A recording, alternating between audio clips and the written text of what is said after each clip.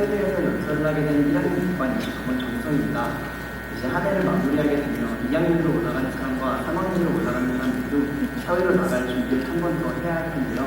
그렇게 사회로 나갈 준비를 하면서 어떻게 해야 많이 힘을 가지고 그렇게 많이 힘을 가진다면 어떠한 효과를 볼 수 있는지에 대해서 이번 연설에서 준비를 해보았습니다. 많은 관심과 호응 부탁드립니다.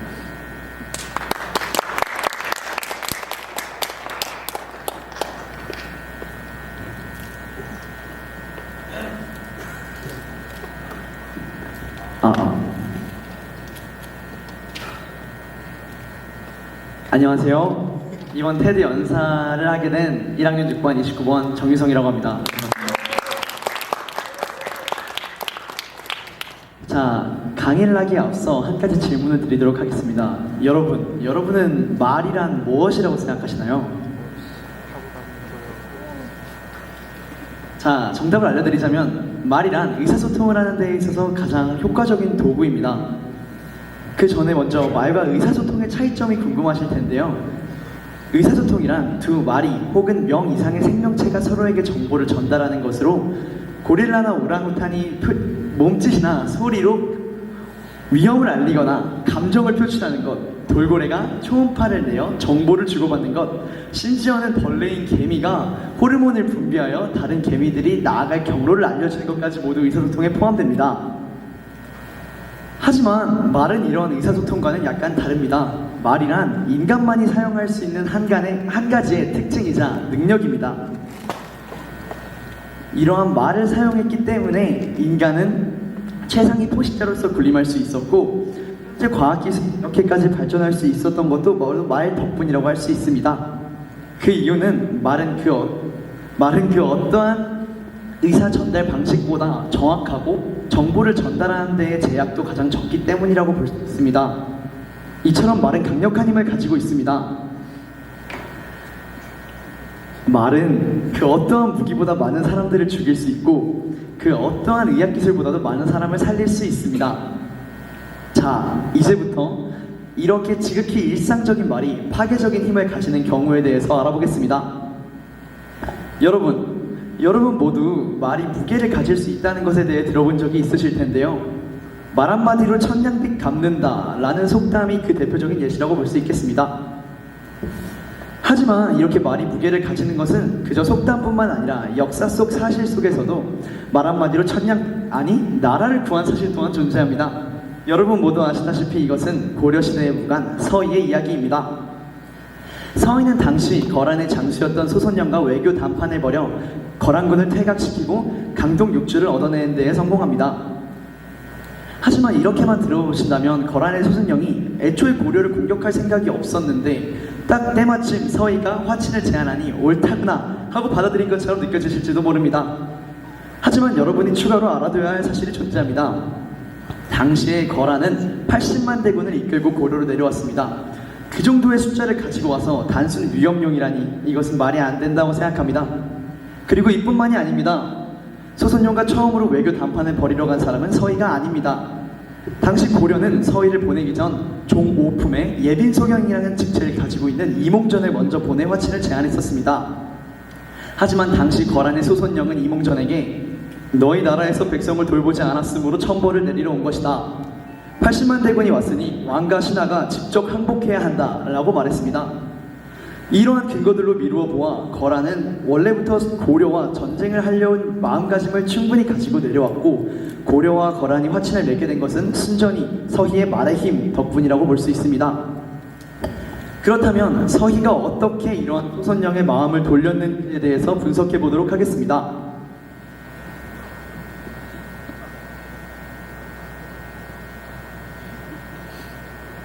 자, 당시 소선영은 먼저 고려에게 사신 30명과 낙타 50피를 보내 화친을 제안했었습니다.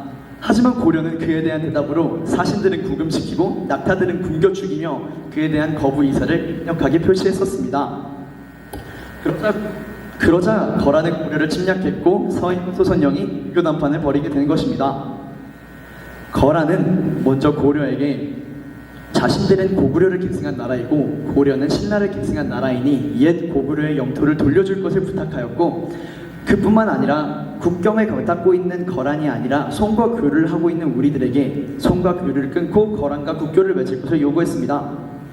그에 대한 대답으로 고려의 서희는 현재 고려의 수도인 평양과 옛 고구려의 수도가 못 똑같다는 것을 근거로 들어 자신들이 고구려를 계승했다는 것을 나타내었고, 또한 거란과는 국경을 맞대고 있지만 그 사이를 여진이 가로막고 있어 국교가 힘들다는 문제점을 제시할 뿐만 아니라 여진을 차지하고 벽을 세우기만 한다면 거란과 국교를 맺을 수 있다는 타당한 해결책까지 제시해 주어 완벽한 협상법으로 소선영과의 외교담판에 임했습니다.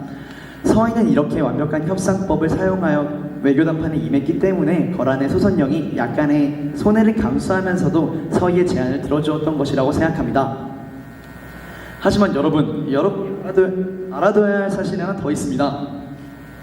당시 서희는 소선영과 국교를 맺기로 약속했지만 실제로 고려는 거란과 국교를 맺지 않았습니다. 이것에 대해서 말하기 전에 먼저 고려의 정서에 대해서 약간 설명을 드리려고 합니다. 당시 고려는 거란의 침략을 두고 항복하자는 의견과 서경 이북의 땅을 떼어주고 끝내자는 할지론으로 나뉘었습니다. 하지만 당시 태조가 남긴 훈요 10조에 거란을 멀리하라 라는 말에 의하여 대부분의 신하들은 할지론 쪽으로 의견이 기울어져 있었고, 고려의 왕 성종 또한 할지론 쪽으로 마음이 기울어져 있었습니다. 하지만 그럼에도 불구하고 서희는 소선영과 국교를 맺겠다고 약속을 합니다. 저는 이러한 서희의 말이 거짓말이었다고 생각합니다. 하지만 이것은 제 개인적인 생각이 아닙니다. 서희는 당시 고려의 사실을 모르고 있지 않았을 것입니다. 당시 고려는 절대로 거란과 국교를 맺을 생각이 없었습니다. 하지만 그럼에도 서희는 소선영과 국교를 맺겠다는 약속을 합니다. 그렇기에 저는 이때 서희가 그저 협상을 유리하게 이끌어 나갈 목적으로 거짓말을 한 것이라고 생각합니다.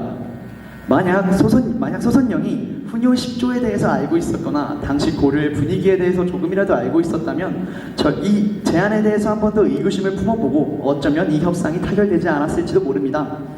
서희는 이러한 사실을 잘 알고 있었기 때문에 완벽한 협상법을 사용한 것뿐만 아니라 서로가 가지고 있는 정보의 격차까지 이용하여 협상에 임했기 때문에 이러한 성공적인 결과를 이끌었었던 것이라고 생각합니다.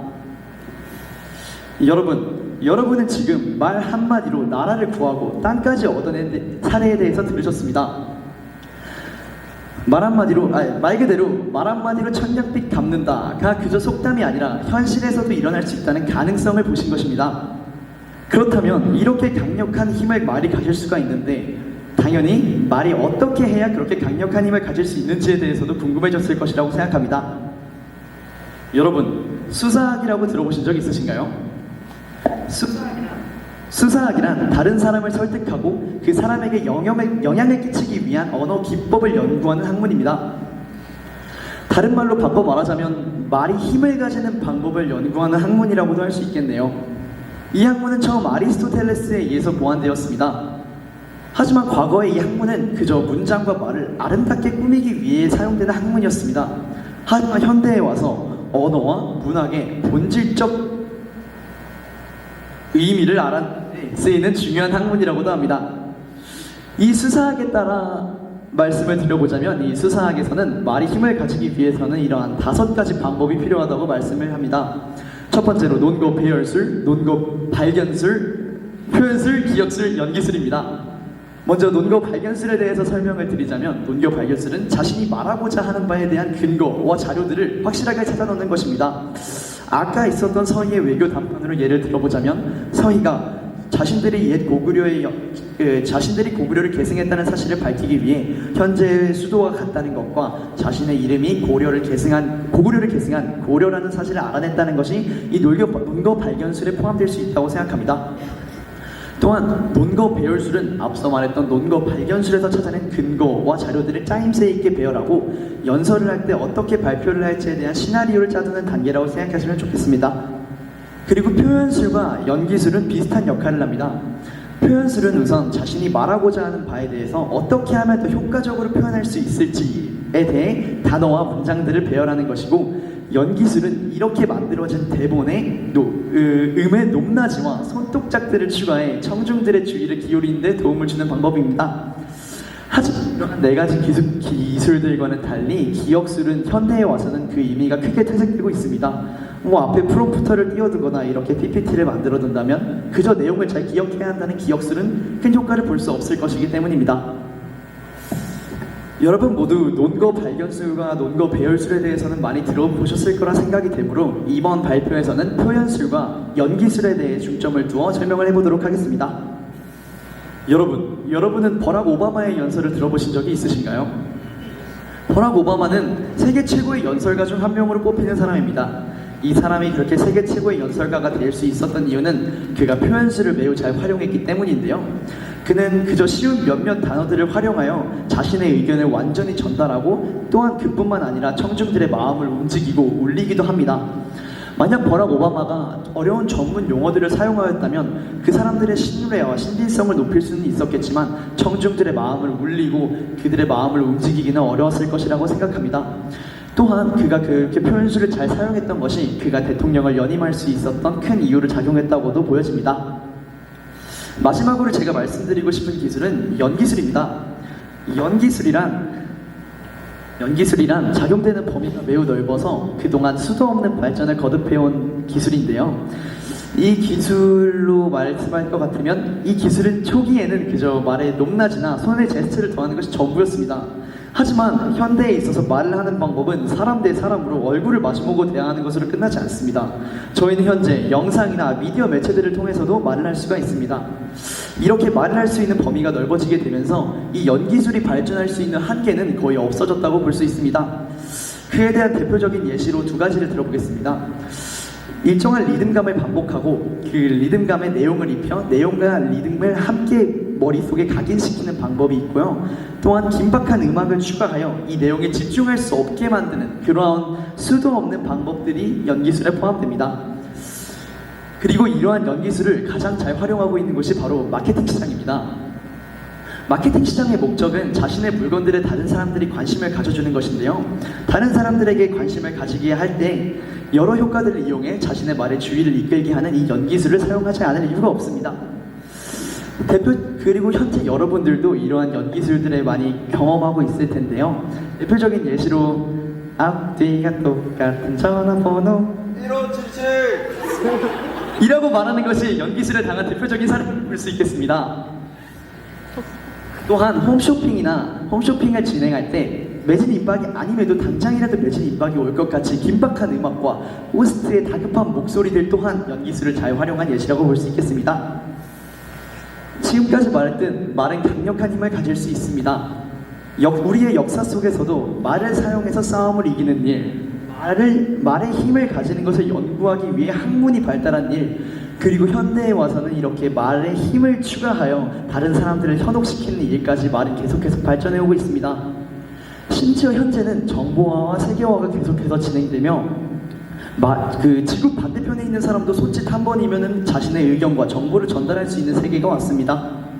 과거에는 이러한 세계에서 저희의 말의 능력은, 말의 중요성은 더욱더 확대될 것이라고 봅니다. 과거에는 그저 순수한 무력이면 모든 것이 해결되는 약육강식의 세계였습니다. 하지만 현재에는 힘이 센 사람, 계산이 빠른 사람, 그들 위에 말을 잘하는 사람이 군림합니다. 현재 세계는 빠른 속도로 변화하고 있습니다. 이러한 변화에 발맞춰서 여러분들도 말을 잘하게 되어 이러한 변화에 한 걸음 앞서 나갈 수 있기를 바랍니다. 또 그러한 발돋움에 저의 연설이 도움이 되었다면 감사하겠습니다. 이상입니다.